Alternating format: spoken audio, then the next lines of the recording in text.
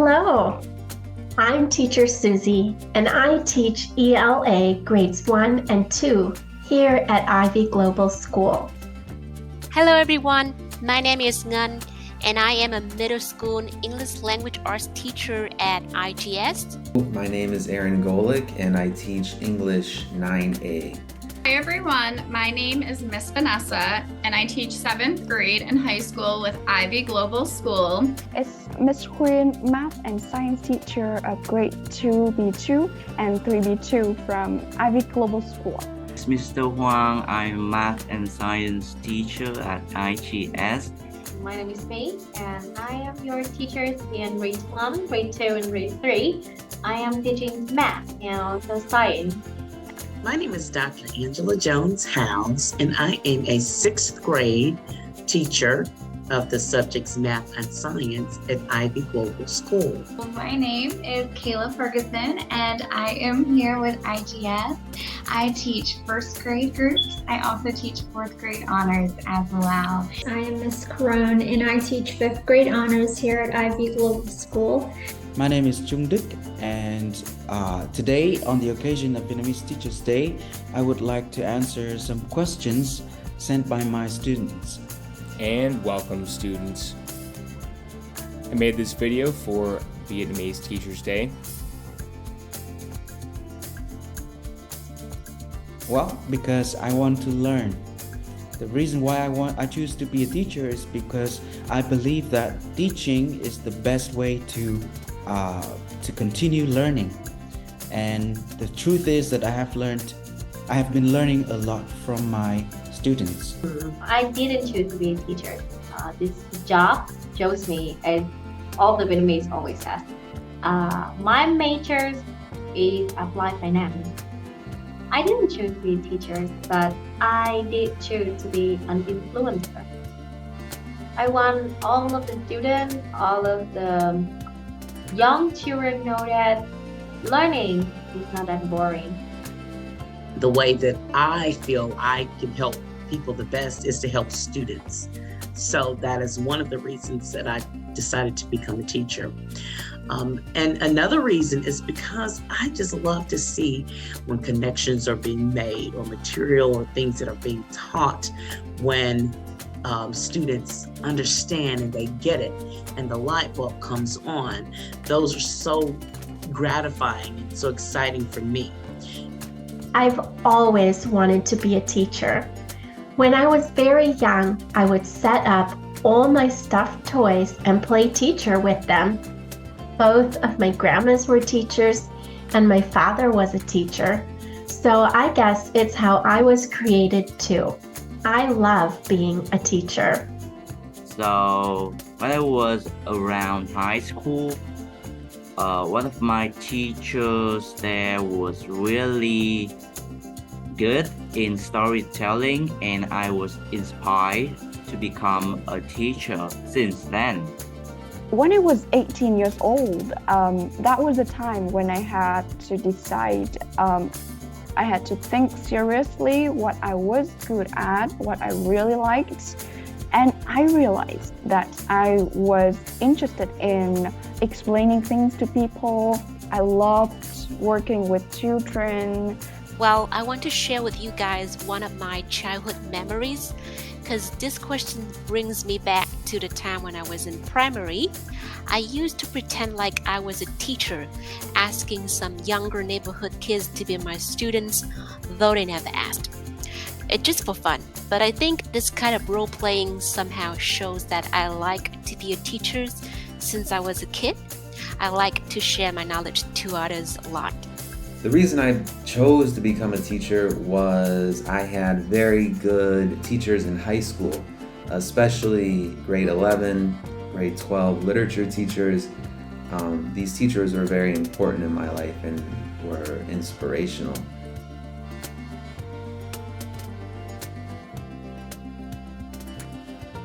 Well, I wanted to be a teacher at IGS because it presented a very unique opportunity, and it allowed me to explore outside of just being a teacher for American or United States children.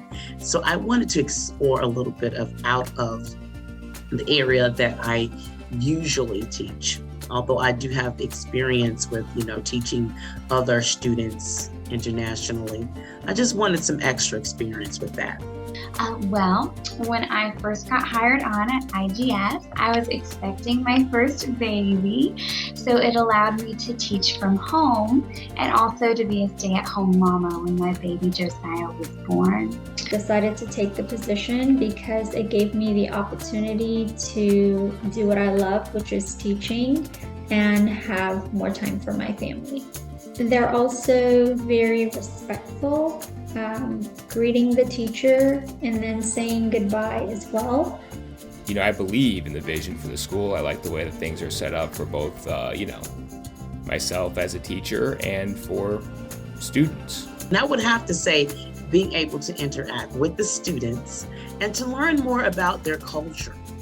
Although I've taught students in other parts of the world internationally, I've never taught students in Vietnam. So this was, again, an opportunity for me to connect with students that I've never connected with before, and to just learn about, the different culture of Vietnamese students.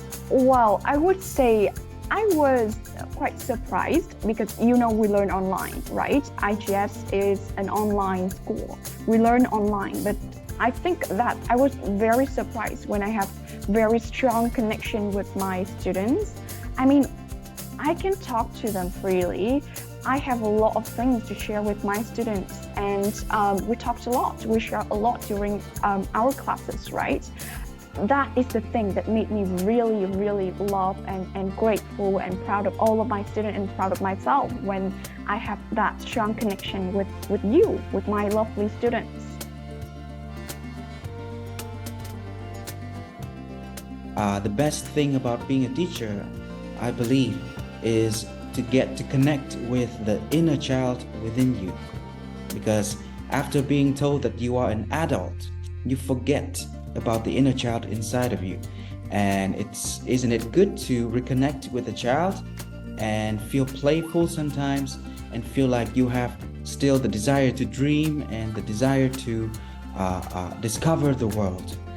I get to see all the smiles of my students each day when I teach, and that literally lights up my day. So I would say just making a student smile is one of the best things about being a teacher. Every day I sign on to Zoom to see you guys. I feel like I am coming to see my family and friends. I never feel like I am coming to a job when I go to teach class. I am absolutely not stressed, and I am so happy to be with you guys. I think this is quite obvious. As Victoria always says, I am constantly laughing and giggling throughout our entire lesson. So I absolutely love being with you guys, and I'm never stressed. The best thing about being a teacher is watching students grow and move from feeling something is hard or overwhelming to finding success. I love being part of that joy of accomplishment. I think besides sharing knowledge to learners and have them succeed academically, I personally enjoy interacting with students the most. I want to get to know their lives and build a strong classroom community. Very, very best thing is when they reach out to you and tell you that you had a positive impact on their life. The hardest part of being a teacher is when I see students not taking responsibility and doing their part for learning.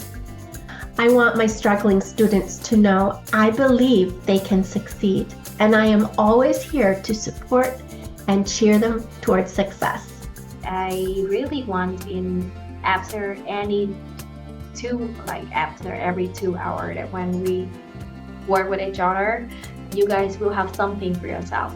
Something new, something useful, something that you think, oh, it's great, I understand it. I think that is the hardest part being a teacher until now, but I am enjoying it. Wow, I would say being a teacher is a really very hard work for me because all of my students are different. All of you are different. And sometimes it's very difficult for me to decide what to do in my lessons so that all of you will feel happy with all the activities. Then I think that is the hardest part, is the individuality of my students, your uniqueness, your differences in my classes.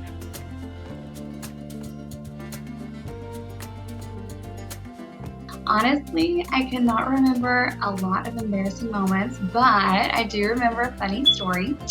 So I have a twin sister. We look identical. So what my sister and I did one time, we tried to play a prank on my teachers and on the other students in our class. So we wore identical clothing one day. So we looked exactly the same in our clothing, our shoes, everything, our hair.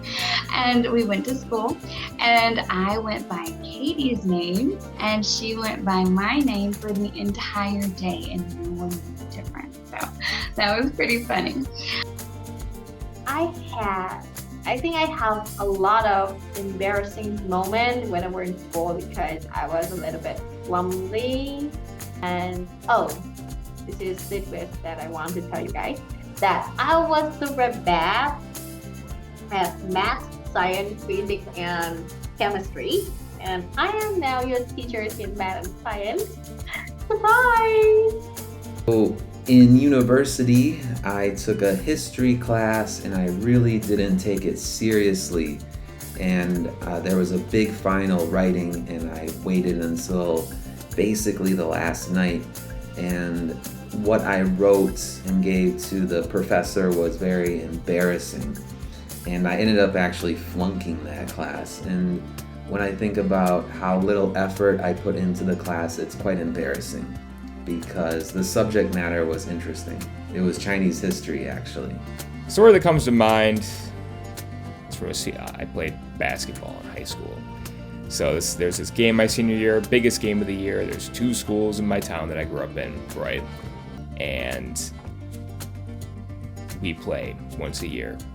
And so there's hundreds of people in the gym. Hundreds from around town. People that, a lot of people I know. Lots of friends, some family. Everybody comes and watches me play, watches us play, and I get up to the free throw line. And of course, I airballed a free throw. And free throws are so tricky. It's embarrassing enough, really.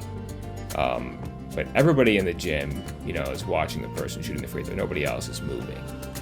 So it's like when the pressure really is high, and it's embarrassing enough to airball a free throw, but to do it in front of hundreds of people, it's really embarrassing.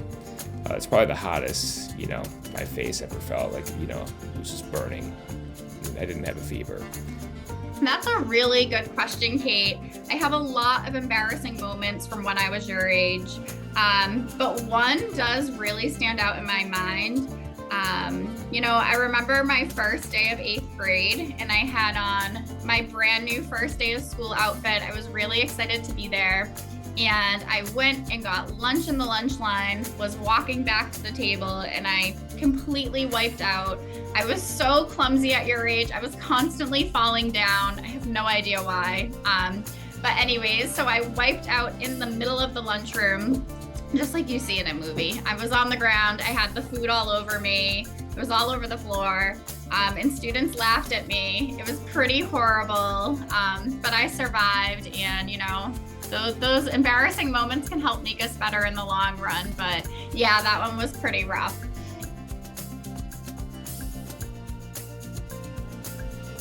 Well, I would say I have a cat, a very naughty cat.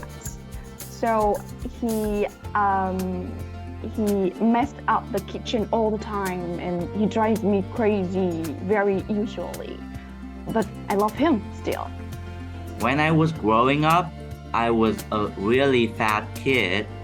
So then at around 15, I decided to lose some weight. I actually lost about 10 kilograms. And now I am interested in going to the gym and outdoor activities like climbing or running. To be honest, I'm lucky to have been taught under many great teachers. If I had to pick one, my favorite has to be Miss Ngọc. She's my teacher of English back when I was a secondary student. She came across as a tough person at first, but in fact, she has such a great personality, and lessons with her were always full of interesting activities like group discussion or project presentation. I'm lucky to be one of her students. Conan asked, "How old are you?" I am 48 years old.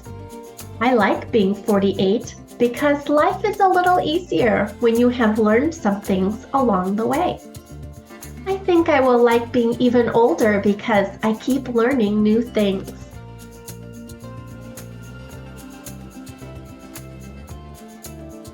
So when I was a student, we did have some technology. The internet was very young, and also we did have some basic typing classes. But now I think that the biggest difference must be the technology. I think the most noticeable change is that technology has played such a strong role in education these days. It allows students to engage in projects and makes learning more engaging with videos and a lot of interactive things. And they can also research the knowledge themselves. Compared to the past, students were mostly depend on teachers for delivering knowledge to them.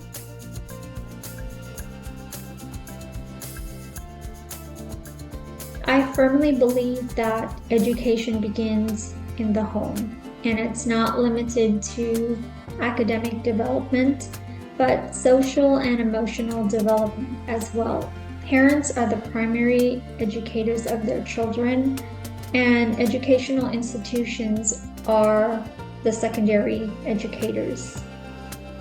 I believe if parents and educators do their part faithfully, then students can be successful.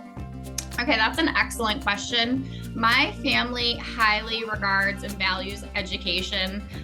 Most people in my family have a doctorate degree in a field they've chosen to study.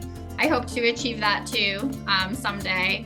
But, my parents really, instilled in us that it's important to not settle for mediocre. We need to push ourselves in our career and always try to reach a new level. And, the same in education. They always pushed us, keep going. You need to have, the highest degree you can possibly achieve.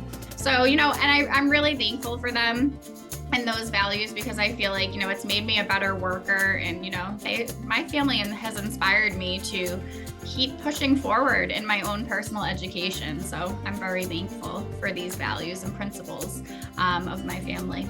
I think that for all the parents and also to all the students, if you guys come to education, think about who you are and what you can do. Be yourself, know who you are, and don't try to push yourself too hard. You must know about your limitation. Trying to reach it and also trying to come over it. But you must know who you are, what is your strength, what is your weakness, and don't push yourself too hard, because learning is a journey. You will get a lot of things along that journey. Don't push yourself too hard, don't be rushed, and don't skip any steps. Keep focused, know who you are, and try all of your best, but keep calm, okay? Keep calm and just go for it. Thank you so much for those cute questions. I love you all so much. And Happy Teacher's Day. Day.